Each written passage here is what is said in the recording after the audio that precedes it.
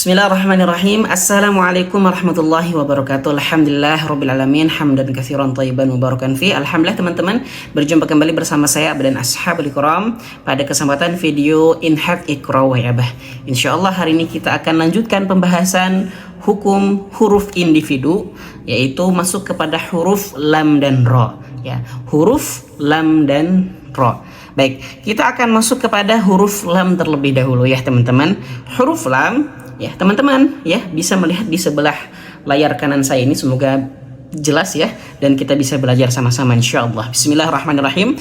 Huruf lam yang dibaca tebal pada lafadz Allah, lafadz Allah yang didahului huruf dengan tanda atas fathah atau tanda depan dhammah. Nah, rumusnya untuk lafadz Allah ini dia dibaca tebal. Dibaca tebal kalau Allah ini sebelumnya ada huruf yang berharokat fathah atau dhammah. Nah, itu aja rumusnya. Fathah, dhammah sebelum lafadz Allah ini, ya. Maka kalimat Allah ini sebelumnya, kalimat Allah ini sebelumnya dia berharokatnya dhammah atau fathah. Itu saja. Nah, dan dalam metode Iqra wa Abah diberikan kode warna berwarna coklat. Coklat artinya dia tebal, seperti itu ya teman-teman. Nah, kita bisa ambil contoh di sini, di antaranya huruf ataupun lafadz Allah, kalimat Allah yang dibaca tebal. Ada dalam Quran surah Ali Imran ayat 98. Nah, kita bisa baca-baca di sini sama-sama pelan-pelan. A'udzubillahi minasyaitonirrajim. Takfuruna bi ayatillahi wallahu syahidun. Nah, maka di sini teman-teman, wallah, lafadz Allah di sini dibaca tebal. Coba kita pelan-pelan baca, disambungkan semuanya. Takfuruna bi ayatillahi wallahu syahid. Nah, di sini dibacanya tebal. Wallah. Kenapa? Karena Allah di sini sebelumnya ada huruf waw yang berharokat fathah, maka dibaca tebal. Wallah, tebalkan seperti itu. Beda halnya di sini ada juga nih. Ada juga lafadz Allah di sini sama, tapi di sini sebelumnya ada huruf ta. Ada huruf ta yang berharokat kasroh. Nah, kalau berharokat kasroh dia tidak termasuk dengan rumus ini, ya, tidak termasuk dengan rumus fathah dhammah. Maka di sini dibacanya tipis. Bi ayatillahi, tillah, bukan tillah. Nah, saya salah ya, maka tipiskan. Nah, begitu juga dengan ini. Wallah, tebelkan. Wallah, jangan tipis.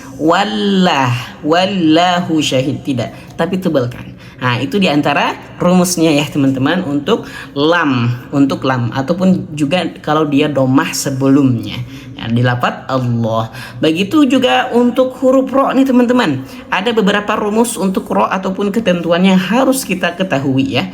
Huruf ro dibaca tebal atau tafkhim dengan tanda-tanda harokat tertentu, baik di tengah bacaan ataupun ketika berhenti ketika waqaf. Nah, ini rumusnya teman-teman. Huruf ro berharokat fathah bergaris atas, ro tebal. Huruf ro kasroh fathah tain, ya, bergaris atas, ron tebal. Ro yang dhammah, ru tebal. Run. Atau di sini juga ro yang sukun sebelumnya ada huruf yang berharokat fathah, ya, harul, barul, maka tebal. Begitu juga kalau ada di sini huruf ro yang sukun sebelumnya ada huruf yang berharokat dhammah, bur, sur, maka tebal. Begitu juga ketika huruf ro sukun gini sebelumnya ada hamzah. Ini ada hamzah wasl. Nah, bentuknya seperti ini. Bentuknya alif, di atasnya ada sedikit kayak nih. Saya zoom ya. Nah, saya perbesar. Nah, bentuknya seperti alif tapi di atasnya kayak shad kecil seperti ini. Ya, shad kecil seperti ini namanya hamzah wasl. Maka ro-nya pun dibaca tebal, ya. Atau ketentuan lainnya di antaranya teman-teman bisa melihat di sini. Nah, di sini ketika ro-nya sukun sebelumnya dia berharokat kasroh, harusnya tipis.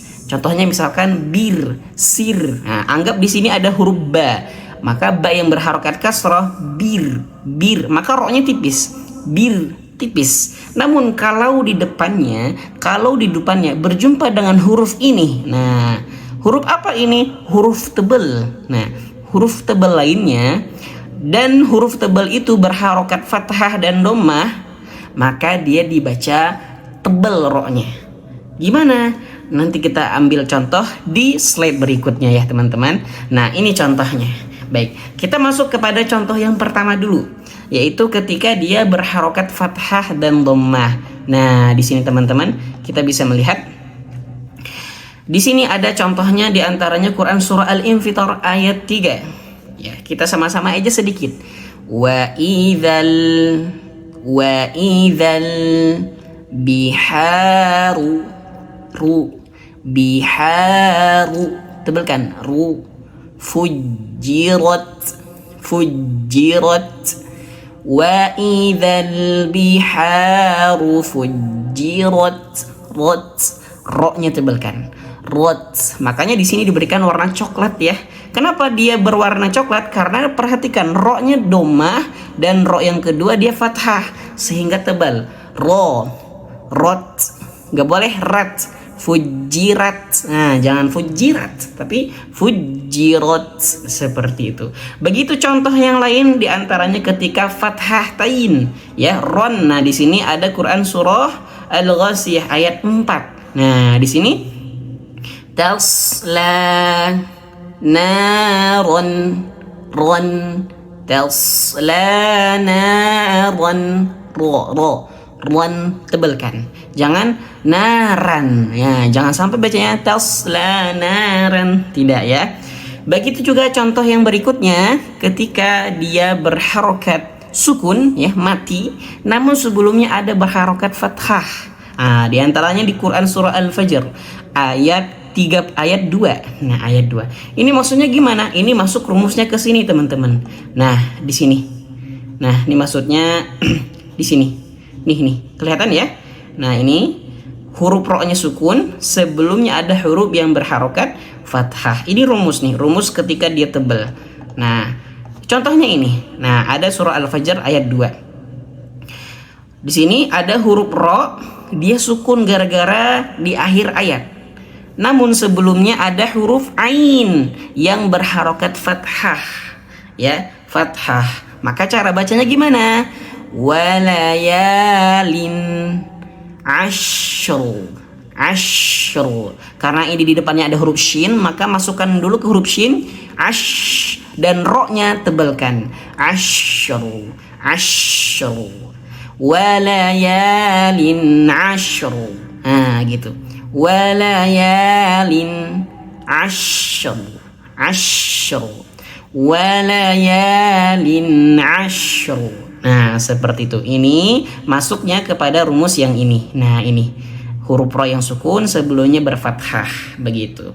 Atau juga ro sukun sebelumnya ada dhammah. Nah, itu contoh yang lain diantaranya begitu ya. Nah, begitu juga di antara contoh lain, yaitu ketika ro-nya sukun seperti ini. Nah, ini kelihatan ya teman-teman ya. Ro-nya sukun, sebelumnya ada huruf, tapi hurufnya itu berharokat kasroh. Mir, harusnya tipis, namun di depannya ada huruf tebal, sod, huruf tebal, sod, berharokat fathah, maka dia dibaca tebal, roknya dibaca tebal, jangan mir sod, tapi miru, tebalkan, miru sodan,